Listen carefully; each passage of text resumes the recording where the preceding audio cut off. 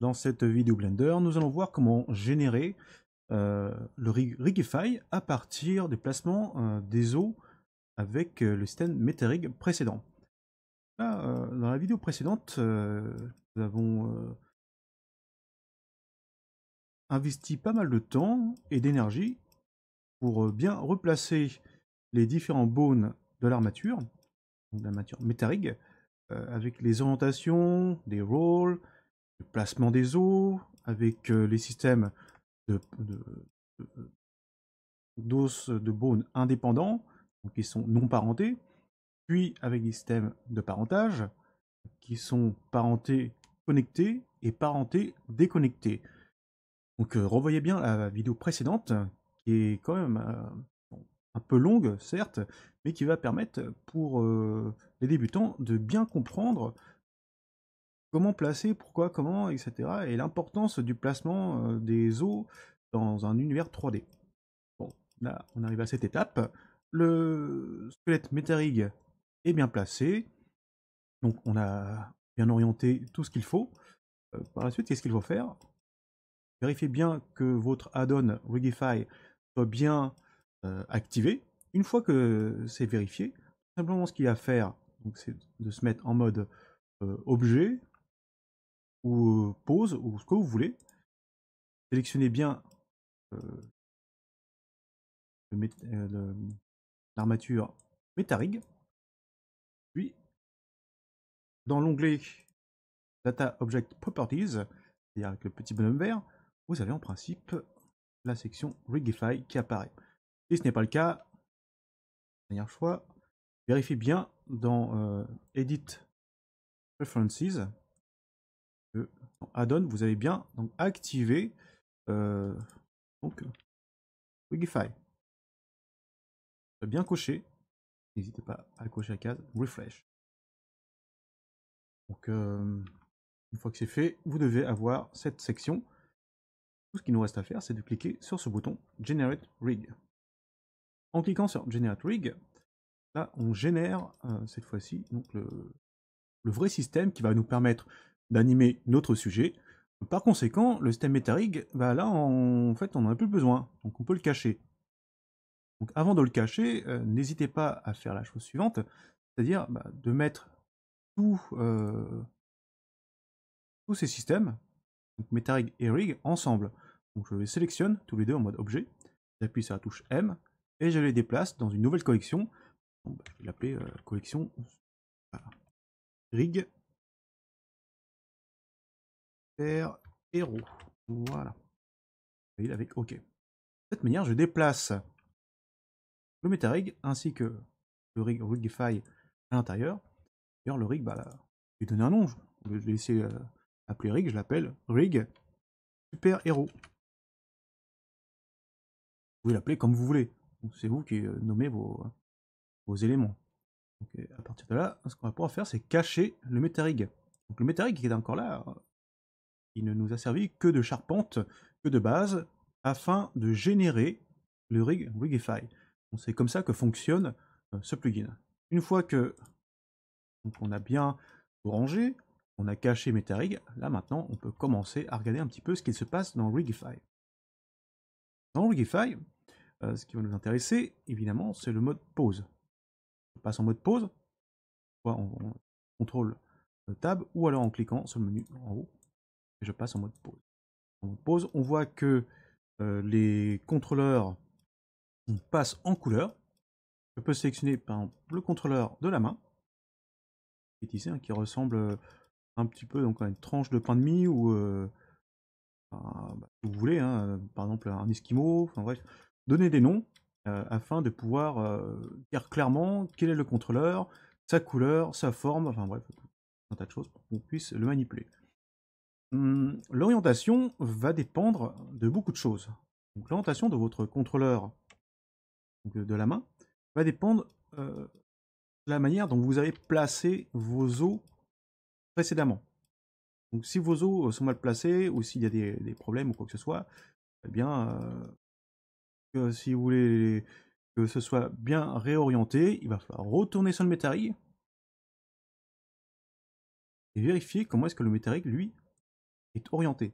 Bon, là, par exemple, là, je peux les MetaRig, me mettre dans mode pause, par exemple, sur le MetaRig, et vérifier son orientation. En gros, votre contrôleur de la main va s'orienter un petit peu, voire beaucoup, hein, de la même manière, voilà, que ce contrôleur. Donc, bah, on n'a rien sans rien. Si vous voulez que ce soit bien placé, bien plat, bien orienté, n'oubliez pas de revenir sur cet os pour vérifier son orientation, etc. Donc en mode pause, vous pouvez faire des tests en déplaçant le tout là. Et si vous voulez vraiment replacer le tout, quand on passe en mode édition. Et en mode édition, donc là, ce qu'on va pouvoir demander, c'est, comme dans la vidéo précédente, de faire une réorientation de cet os. Donc, je clique sur mes armatures, bone roll, recalculate roll. Donc déjà, l'axe Y va dépendre de la tête et de la queue de cet os. Et comme il est un petit peu à la fin du système, donc là, on va pouvoir demander de réorienter l'axe Z, l'axe secondaire, vers un axe particulier. Donc là, ça va être, d'après les coordonnées, l'orientation du monde, donc ça va être moins Y. Sur bone roll, recalculate roll, et je vais demander donc de faire un, donc vers le moins, donc négative, global, moins Y. D'ailleurs là, si je regarde, maintenant là, il est bien à plat, et comme les autres bones suivants sont parentés mais déconnectés, là ça va être assez pratique. Bon après là, vous dites, oui mais là, moi ce que j'aimerais c'est que l'axe X, pardon, l'axe Y, pardon, soit bien orienté comme ça, dans le sens bien placé de cette manière. Donc comment est-ce que je peux faire cette réorientation? Donc bah là, plusieurs solutions, bah, soit vous le faites manuellement, donc comme ça vous essayez de placer à peu près, comme vous le sentez. Sinon, voyons voir, qu'est-ce qu'il y a comme option?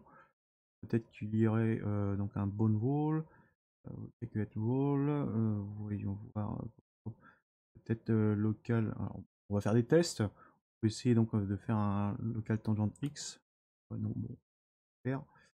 De toute façon, là, ce qu'on cherche à faire, c'est à réorienter Bones comme l'autre. Bon, il y a une technique un petit peu particulière. On consiste à faire la chose suivante. Je fais un Shift plus A pour créer un nouveau bone. J'approche, j'active mon vertex. Une rotation à 90 degrés. Je vais réduire la taille du bone parce que je vais l'approcher le plus proche possible, le plus près possible. Et bien là, ce que je vais demander, c'est de parenter temporairement donc ce bone avec le bone du poignet. Donc là, je fais un, j'appuie sur CTRL P et je fais donc un parentage avec connexion. De cette manière, alors non, c'est ici, l'os est juste derrière, l'os du coude. Connected.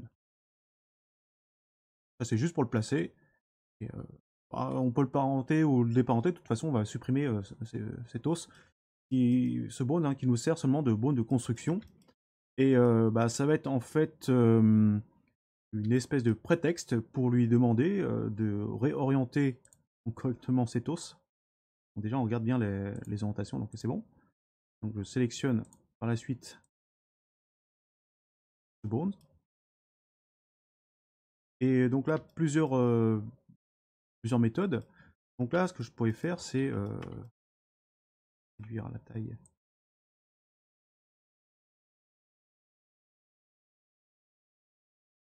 Et de venir snapper le bones donc du vrai os du vrai bone du poignet sur le bone de construction. Là, Je peux utiliser plusieurs méthodes. Bon, déjà, je me place en mode median point. Je peux remettre ensuite en mode global. Et je fais un snap. Ou alors, peut-être plus rapide. Donc on va tenter la chose suivante, mais c'est pas sûr que ça marche. Donc on fait le test quand même.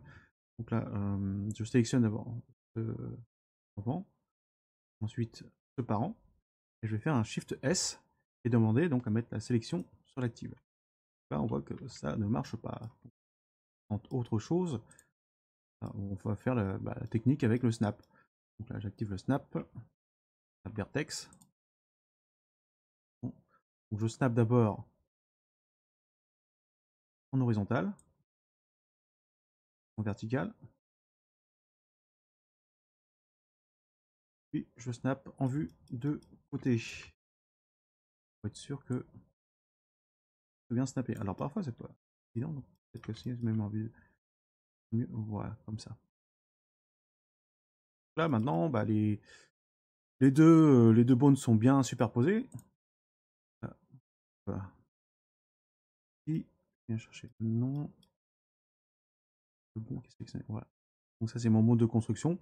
Je le sélectionne, X, et je le supprime. Donc ça c'était juste un bone temporaire pour faire en sorte que mon bone poignet droit soit bien réorienté. Donc une fois que c'est fait, ça, je vais demander à ce que l'autre de l'autre côté soit bien réorienté également.